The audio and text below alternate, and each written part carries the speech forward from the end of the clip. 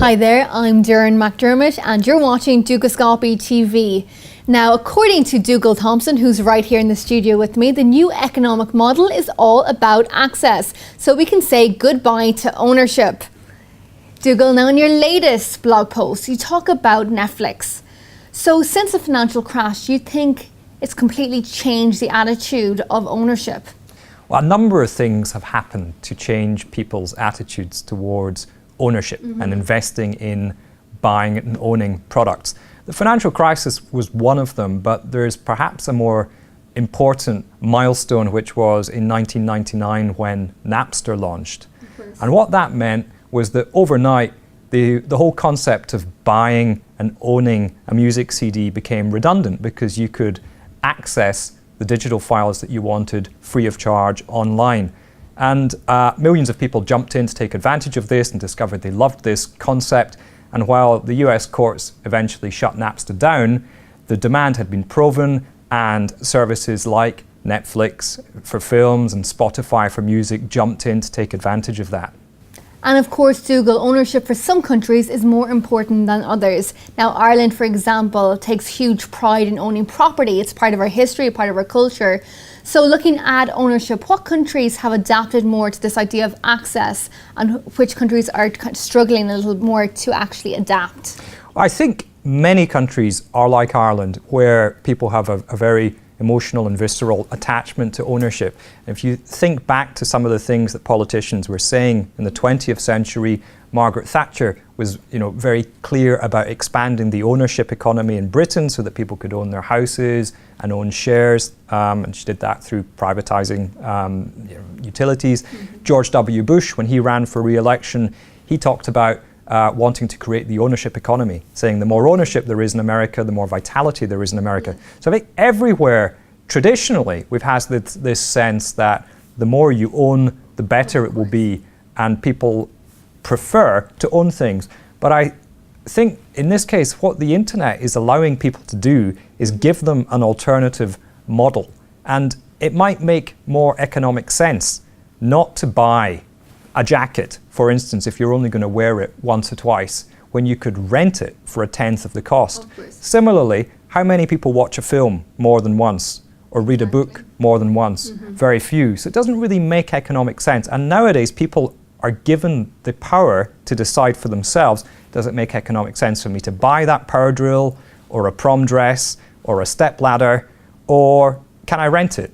And then another factor is space. There are more and more people on the planet.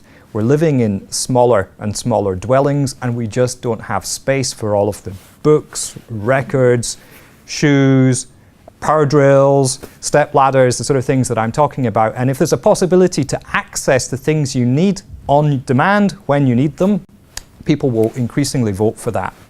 And do you think this whole idea of ownership is completely dying even as the global economy actually recovers? Yeah, I think what I'm talking about, the trends that I'm talking about, are almost unconnected to the global economic cycle. Some aspects of ownership will die. I'll give you an example. Last year in Germany, out of all the new cars that were sold, the percentage of cars that were bought by people under the age of 45 was 27%. That's a very small proportion of the overall number of cars sold were bought by people under the age of 45. What does that tell you?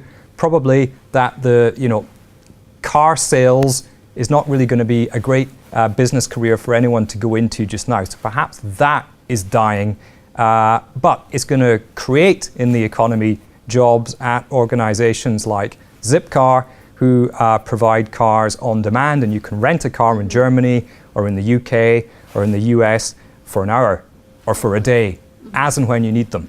Okay, and you just mentioned jobs. So how does this change the society we live in, the labour market, and so on?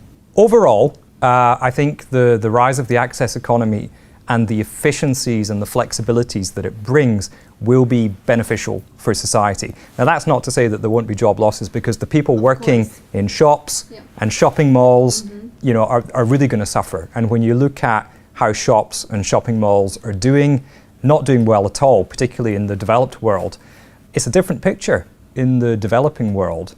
So I almost sort of contradict what I said before. When you look at places like India, Sub-Saharan Africa, Southeast Asia, I think the ownership model is going to continue and be stronger, because what you see there are generations that have got, for the first time in their family's history, the disposable income to buy. And the appeal of buying and owning is going to be strong for them for a while. So I think the ownership model will continue to motor forward in places like that, and it would be places like Western Europe, North America, particularly in urban centres, and especially among younger tech-savvy demographics, where you'll see the rise of the access model, where you'll see collaborative and sharing economic models developing, where people can exchange goods and services with other people. That's taking off in a big way. It's going mainstream. Companies like Airbnb allow you to rent out your where you live. Okay. There are websites called Snapgoods and others like that, where you can rent out an asset that you have that you actually do own, and make money from it or exchange it for something else. Dougal, great. Thank you very much. Great topic, very interesting. So it was great listening to it, and thank you very much. No problem, thanks. All right. And thank you for tuning into Dukascopy TV. Now do stay tuned, as we have plenty more interviews heading your way. See you soon.